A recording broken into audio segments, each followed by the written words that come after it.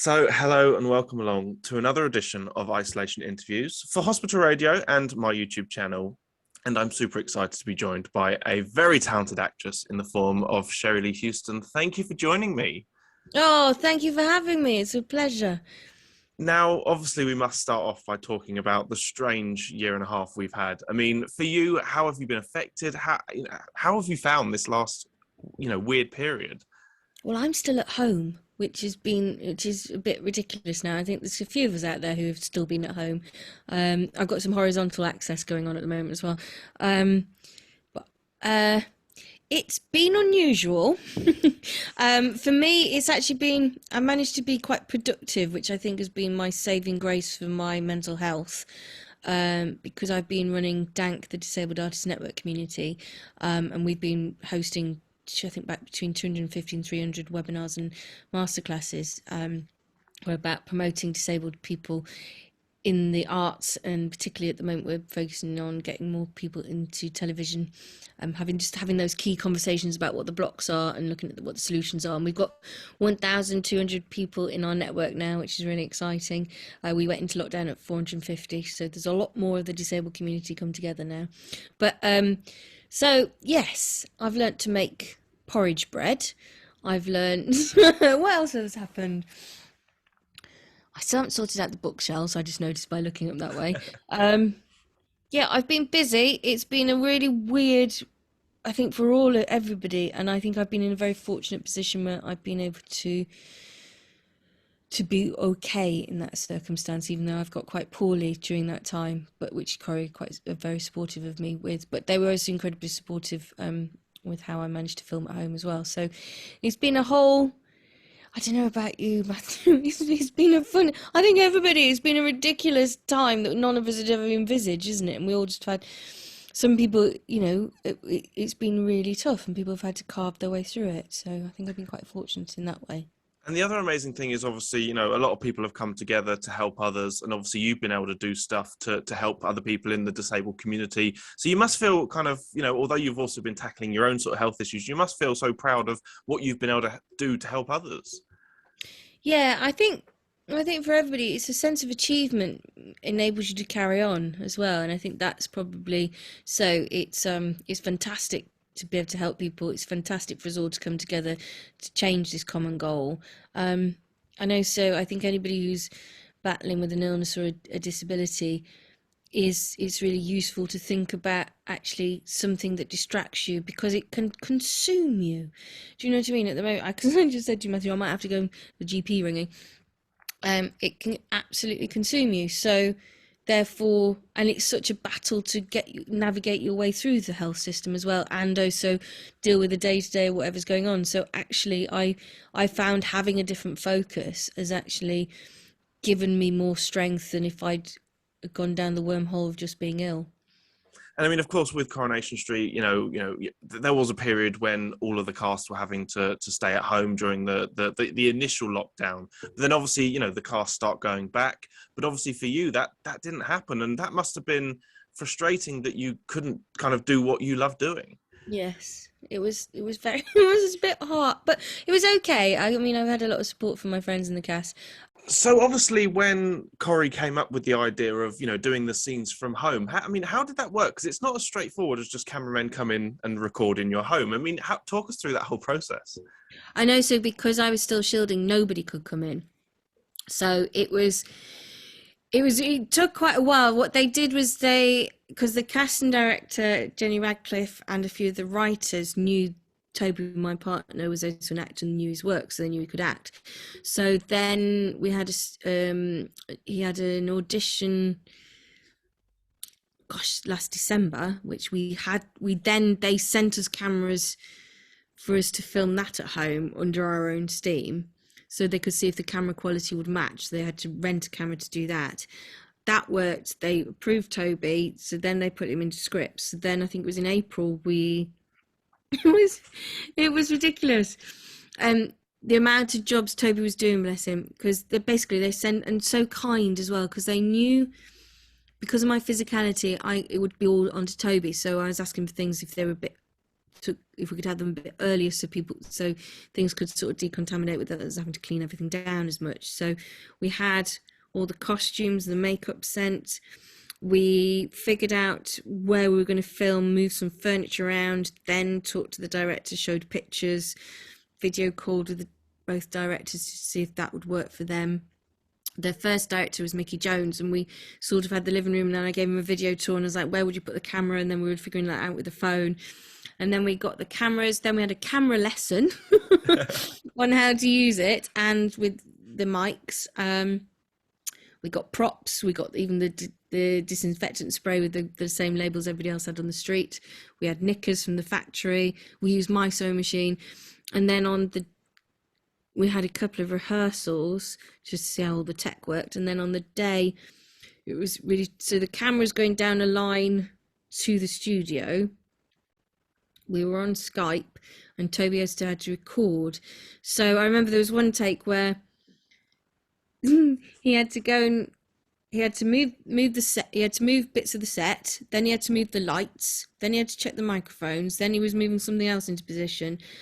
Then he went and started the camera. They then went rolling. Then he says rolling or going on the camera. And then he sat down to do his thing. And bless him, it was like, but this is also his first bit in Corrie, which is, well, not his, he's done it before, but he hadn't, it's that nerves of the first day, bless him. So that was just, I suppose he sort of said actually it was baptism by fire because he had no time to think about his performance because he was thinking about everything else. So between every take, he had to stand up, turn the camera on and off, and move different things around. Move that things that there's lots of everybody at work were going, can you do that job? Doing everybody's individual jobs, but in our house. I mean, it must have been, as I say, quite a great feeling for you knowing that you could go back, and do something for Coronation Street, because obviously you'd been away for so long, and obviously the fans want to see it, Izzy on our screens. And I want to be back as well, and I'm so desperate to be back. I'm just going to get upright a bit more. But yes, it was so exciting, and it was such an honour. And I thought what Corrie have done, particularly for disabled actors, Corrie have been sort of bastion. They've sort of shown how easy it is to do. And I know that other disabled actors who've gone in after me have found it so easy because the crew's versed up to it, and it's not a big thing anymore. It's no, how do we deal with this sort of thing? So that's brilliant. And I think for a television company to do that big a reasonable adjustment shows that it is really possible to employ people in a very different manner. And I was just really honoured, and I was so excited to be back. And it just, this thing I missed the most about the outside world is that job, actually. I mean, one thing, obviously we will talk more about your time on Coronation Street because it's been, an amazing, I believe it's 11 years now that you've been on that show, something like that. But for you, where did the interest in acting first come from? Where did you kind of get into it? At local youth theatre. I remember watching it when I was about 7, watching the film Annie the first take of it, and just going, oh my God, I just love the energy of it. I mean, I can't sing and I can't dance, but the energy, and I was like, I think sometimes you have your first tangible awareness of what theatricality is or the creative process, and I think that was mine. And then I went to my local youth theatre. I then actually got my equity card before I went to drama school through the Duke's Playhouse. And I think the Duke's Playhouse Youth Theatre, because we put on shows, it really taught you the discipline and all the things you needed. Then I went to drama school, and then I became disabled. I became a wheelchair user whilst I was at drama school, or I knew I was going to be, and I was a wheelchair user a year after drama school. And then the work dried up for quite a while, which is why I then started to make my own companies that address those challenges. But yes, 11 years, and I've loved every minute of it, and I feel such a part of a wonderful family, and I love that job. I love the people, and you learn so much from everybody. Everybody's so talented. You learn so much all the time, and it's just a great warmth. And I was originally contracted for 6 months, which got renewed before I went on air.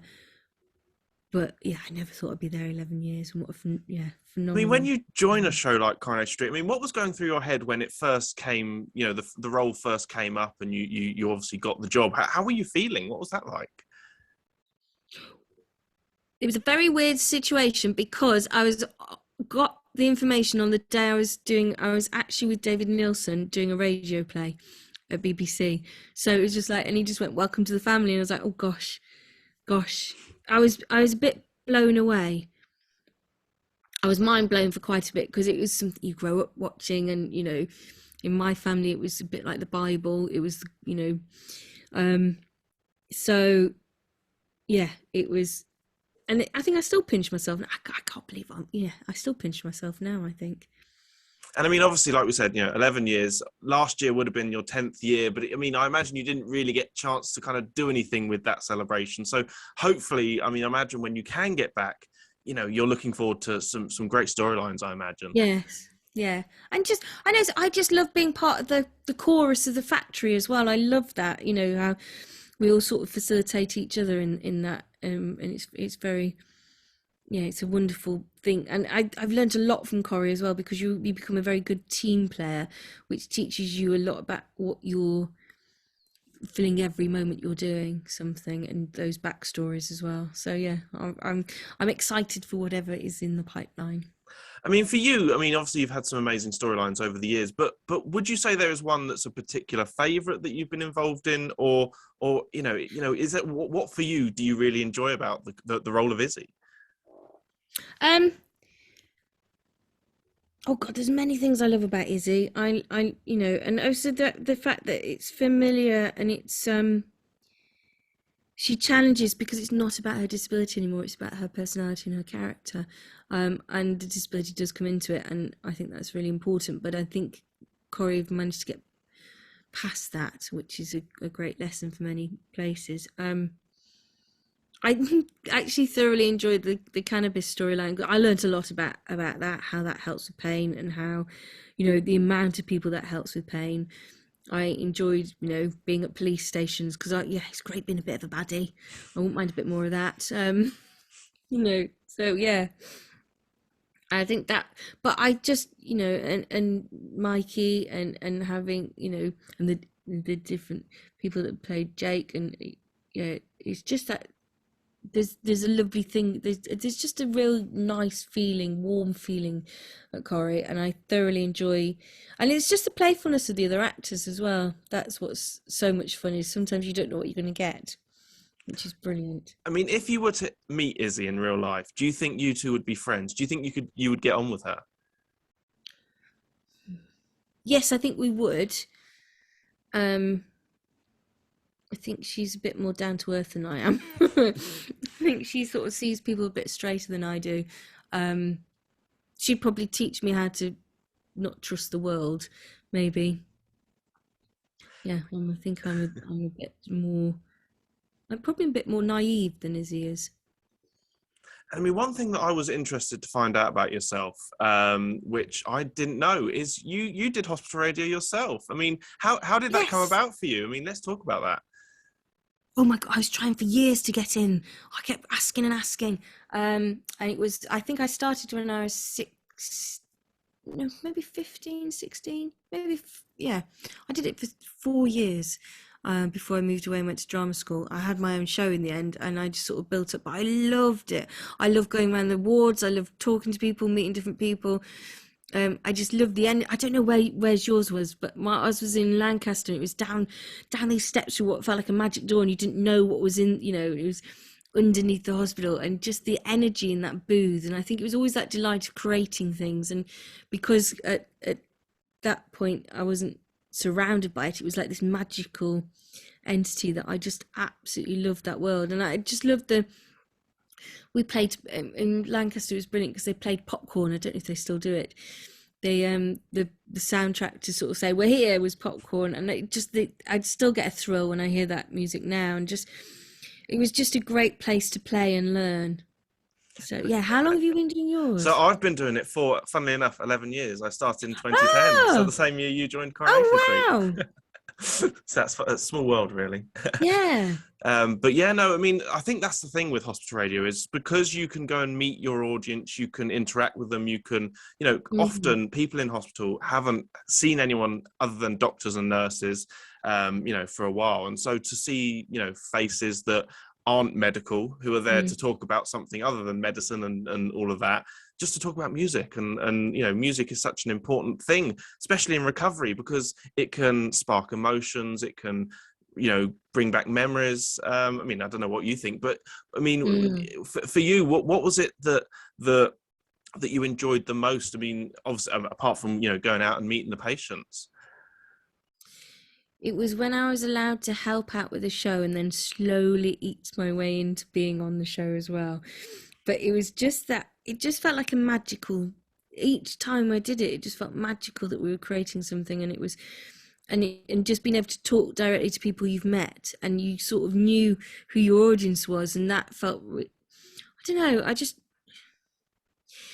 It just gave a real sense of satisfaction, and I learned a lot from it. And I don't know about where you are, but back then, because it was just wall lined with loads and loads of vinyl, and just that energy. And I used to find that a lot. The old Coronation Street set, I think there's the energy of all the other people who've been there, and I think there's that about hospitals, and there was definitely that about the hospital radio studios feel. And it was just a really, yeah, it was a really good time for me in my life where I started to learn who I was and what I wanted to do. And I just really found, you must have found this, so we do most things, but your skills grow, and your confidence grows, and your ability. So I remember when I first started, I really struggled sort of asking people stuff to, and then by the end I was really chatty with every patient, and I thoroughly enjoyed that. I mean, one of the other things we must talk about as well is the amazing work the NHS do, because they are fantastic. I mean, I don't know about you, but I mean, how have you not just over the last, year and a half, but how have you found the NHS full stop? I mean, what are your thoughts on the amazing work they do? I think the NHS, I mean, I can't, well, we wouldn't be here without the NHS, would we? And the support, I couldn't get through my disability without the NHS. Um, and the idea of having to navigate that system without their support would be so difficult. I think the NHS is a phenomenal service, and I'm really keen that we battle what feels like the silent takeover that this government's doing to destroy it. And I think because what's also so beautiful about the NHS is that camaraderie between human beings and that kindness of spirit. And I think that's what's so apparent in every single one of our towns. And I think that's really important to hold on to. Now, I just want to say it's been an absolute pleasure talking to you. But before we go, is there anything you would like to say to any of the patients who are currently in hospital at the moment? What would you like to say to them? Hold your nerve, distract yourself, find the joy in the smallest of things, and please take this from somebody who has been there. That actually tiny little moments. I mean, I was in hospital earlier this year, and it's tiny little moments and the joy of the now, and all the horrible bits. Just hold your nerve. They will pass. This too will pass, is what I kept saying to myself. And also, yeah, my friend sent me this postcard, which I still see it, look at every day. Is, you've got this. Trust that you've got this. You can do it, because medical stuff can get really overwhelming, and don't let it. It's okay. Take it in bite-sized chunks. Thank you so much. It's been an absolute pleasure talking to you. Of course, keep safe, and we can't wait to see you back on Coronation Street. Oh, thank you. No, I'm looking forward to being back. It'll be great. Just, yeah, treading those cobbles again. Well, not literally cobbles, because I don't like them. They hurt.